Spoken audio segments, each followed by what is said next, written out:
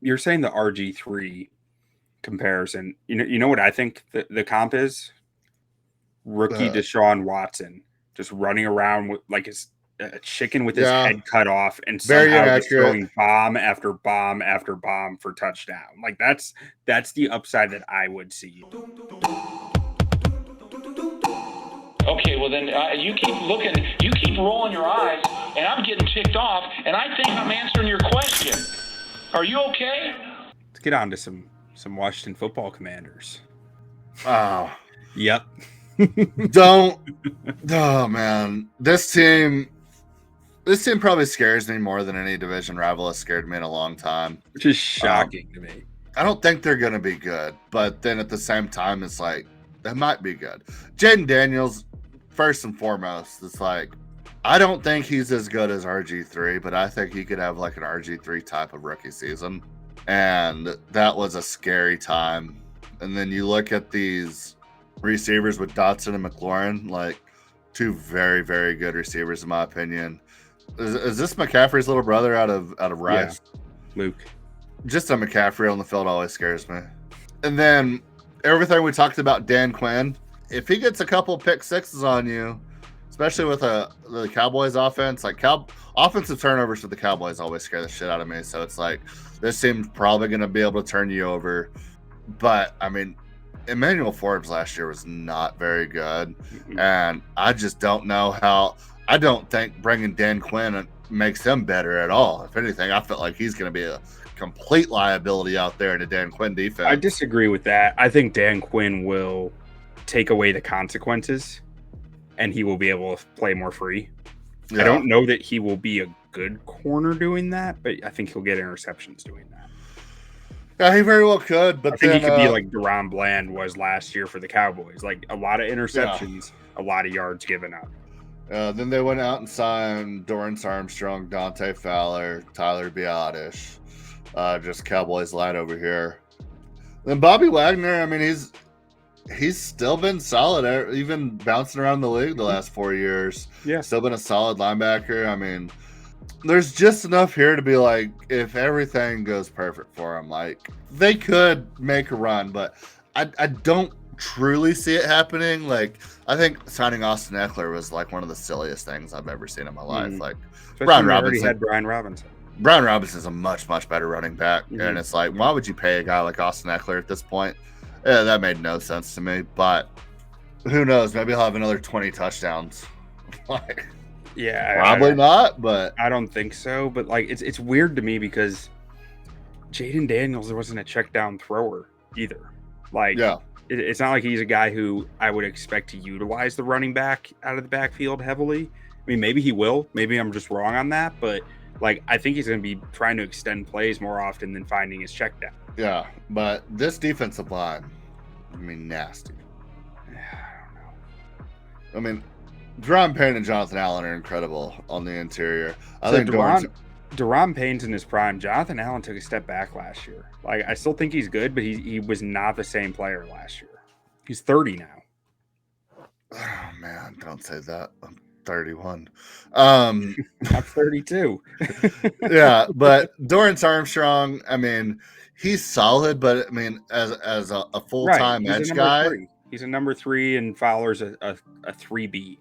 Yeah. So I mean, we'll see how that works. Frankie Louvu's a hybrid player. He's going to be playing some edge for them, I think. I'm not sure exactly how that's going to fill in, but let's start going through the positions. Like, let's just start with the skill spots. We already talked some Eckler.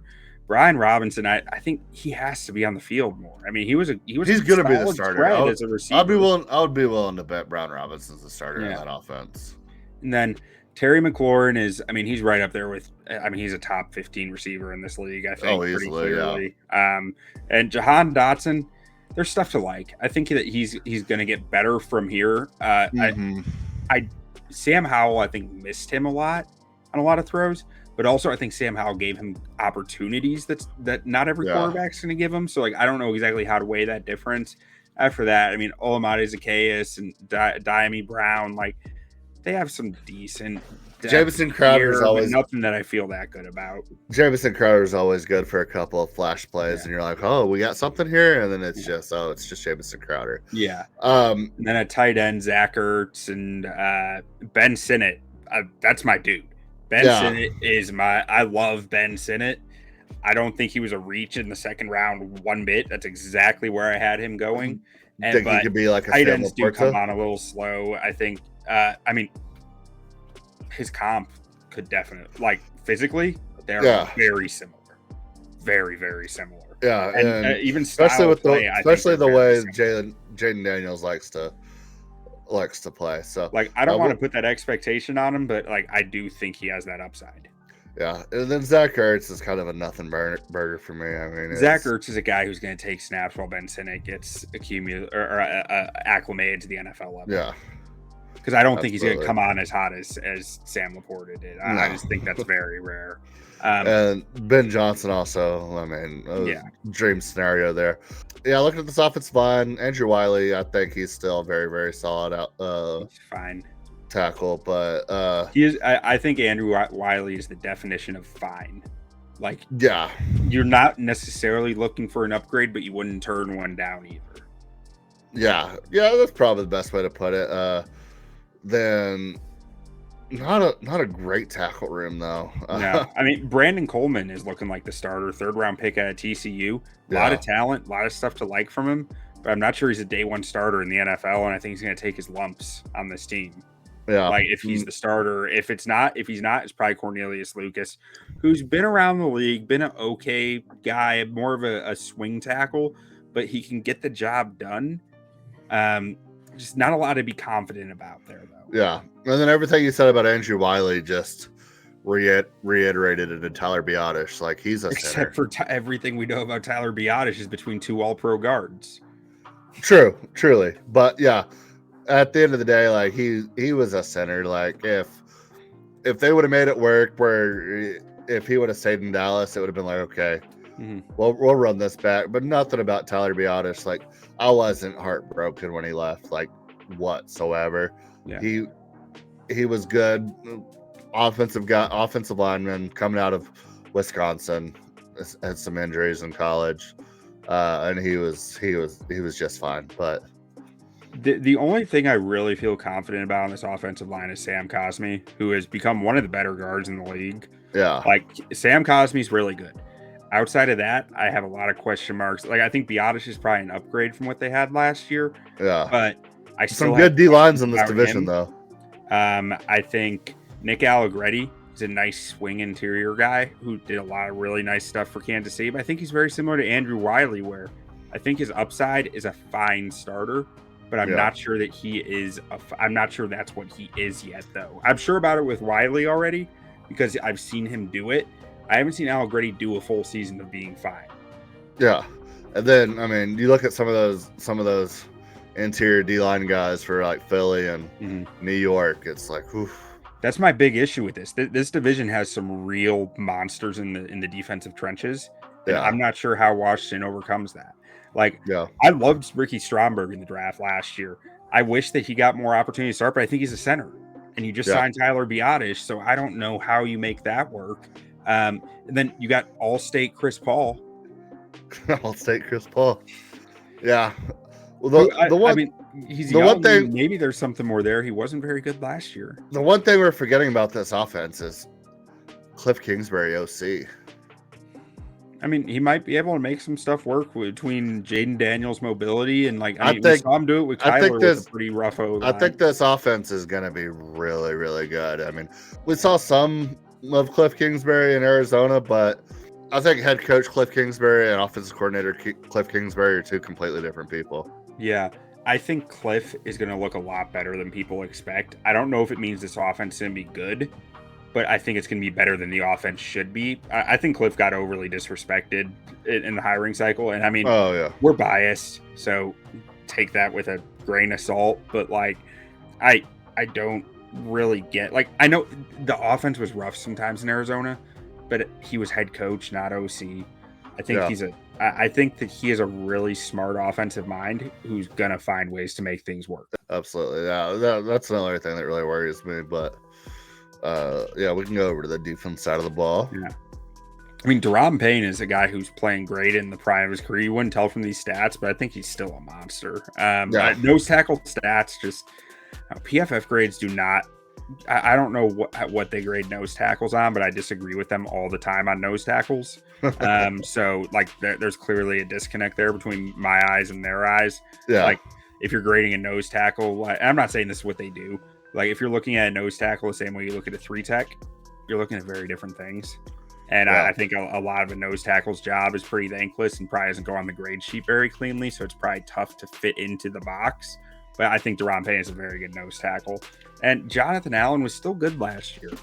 But these were some of the lower numbers of his career. Which makes me wonder, is he on the downswing? And I hope he's not. And I hope I'm wrong. Because I think there's a chance the Bears are going to try to trade for him this season. But... worked out last time. I really think the Bears are going to try to pry Jonathan Allen away as long as they don't think he's on the downswing. But PFF pass rush is actually really reliable at predicting this. They have been historically. PFF pass rush grades, once they start declining, usually the players decline is not far behind. They didn't decline that far yet, but if they keep going in that direction, like if this year it's a 66 or 67, then you start to get really worried that, like, okay, this is dropping off fast. Yeah. Remember Clelin Ferrell? Yeah. He's actually turned into a decent football player. Oh, no. Just that John Gruden draft. I'll just never be able to get out of my head. What do you expect when you hire a TV personality to be your GM? Yeah. Who did they pass up in that draft for Clelin Ferrell? Everybody. There was one big name who's still really good. I mean, both Josh Allens. Both, yeah. Okay. Yeah, I knew. Danny Dimes, Josh Allen, TJ Hawkinson, Ed Oliver, Devin Bush, Jonah Williams, Ed Oliver, I think, Gary, was the guy.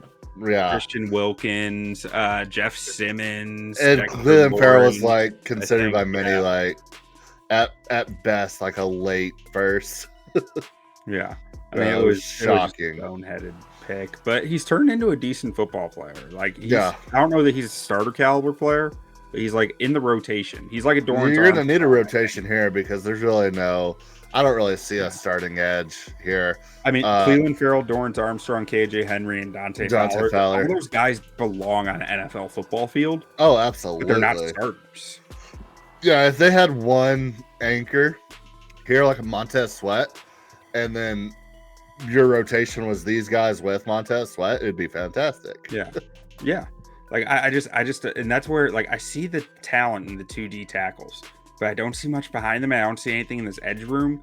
And I'm just not sure how you're getting pressure with this D line all that well when you don't have, unless Jonathan Allen goes back to what he was 2 years ago. Then I start to see it more. But even then, it's a one-man show. And I'm just not sure your secondary is strong enough to support that. No, I agree. Yeah. And then at linebacker, we already talked about a little Bobby Wagner's still doing the dang thing. Like, he's not what he was, but he's still really Jamin Davis, was this year 2 for him? Year 3, I think. Oh, year 3. Maybe. Kentucky. Yeah. I was thinking this was year 2, but yeah, it might be year 3. If it's year 3, that makes more sense because I know he wasn't that great last year. But yeah, it seems weird. He improved last year. Like, I think he was on the up last year, where the year before he was probably on the downswing. I was really surprised they went out and got Luvu and Wagner with this Dan Quinn offense. I mean, Wagner makes sense. What Luvu is? Connection. Do you know what Luvu is? Tackling machine. He's Micah Parsons. Oh, you think he's going to play more of a pass rusher off the ball? In the role, he is what Micah Parsons was as a rookie. He's going to move all over and pass rush from all over. He's a hybrid football player, very niche role, but he's good at what he does. Yeah. So, I mean, he was solid in Carolina for a long time, kind of under the radar guy. Yeah, I mean, he's not a great linebacker, but he's a really good, like, chaos creator. Yeah. And then it's a lot of names. I don't know what to do with this cornerback room. I really have no idea what to think. Like, I want to be optimistic about it, but I see Michael Davis, who's had his most success probably as a big nickel guy. Benjamin St-Juste, who's had his most success as a big nickel guy. Jartavius Martin, who's a nickel guy. And then you add Mike Sainristril, who's a nickel guy. I just don't understand. I don't. Yeah, somebody's got to play outside here. Like Emmanuel Forbes is going to play outside. Yeah. That's a big risk after last year. Like, you're not going to throw away a first-round pick either, so you're going to give him a shot. But, like, I just don't understand the construction of this room. A lot of what they're doing here doesn't make the most sense. So it'll be interesting for sure. But it's like when you're looking at a Dan Quinn defense about the boom or bust type, it's like it seems like they have the players for that, but this could be a team that gives up 30 points a game and forces 3 turnovers a game. Like, yeah, I mean, I do think that's kind of where you're looking at them, because I think you're just going to tell this room get interceptions. Yeah, hell or high water, get interceptions, and we're going to live with the results. Try to just outscore people. They're probably not going to give up more yards than they did last year doing it. You know, yeah. I mean, they gave up a ton of yards last year. And this safety room I actually do like. I think Derek Forrest, there's some stuff to like in his profile. Jeremy Chin, I think they're picking him up at the right time because he's cheaper right now, but I think he's a much better football player than what his contract price says. And Percy Butler did some nice stuff for you last year. So I do like this safety room. It's just this cornerback room scares the daylight out of me. Yeah, no, yeah, I don't really have a whole lot of confidence in this team, but they scare me as a division rival. Yeah, if that makes any sense. Yeah.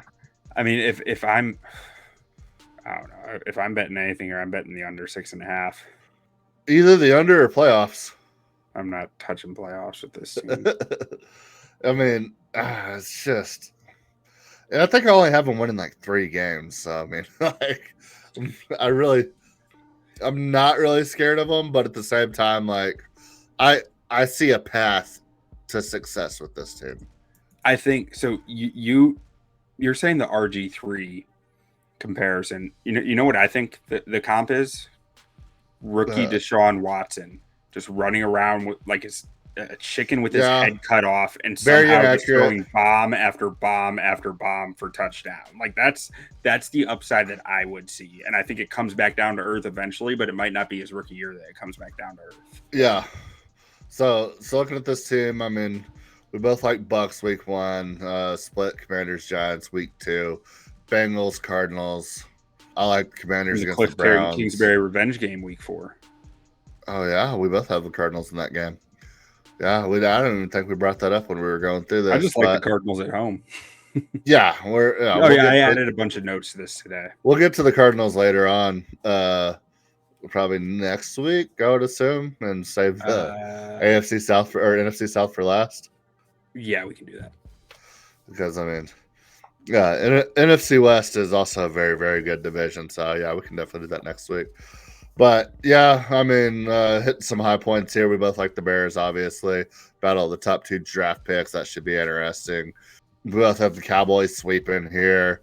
You got the Titans winning a game late in the season versus the Commanders. One of the few Titans wins we gave them. I went in and gave them 1 or 2 more. Just I feel like that team is too good to. We both like the Commanders going down to New Orleans late in the season. Jayden Daniels going home. Lock that one in, I think. Yeah, so it looks like I gave them more wins than I thought. What am I like? I think I'm at 6 wins for them. Let's see. And you're at 5. You got them at 6 and 11. I've got them at 3 and 14. To me, they're anywhere between 3 and 9 wins. You play to win the game. Hello? You play to win the game. You don't play to just play it.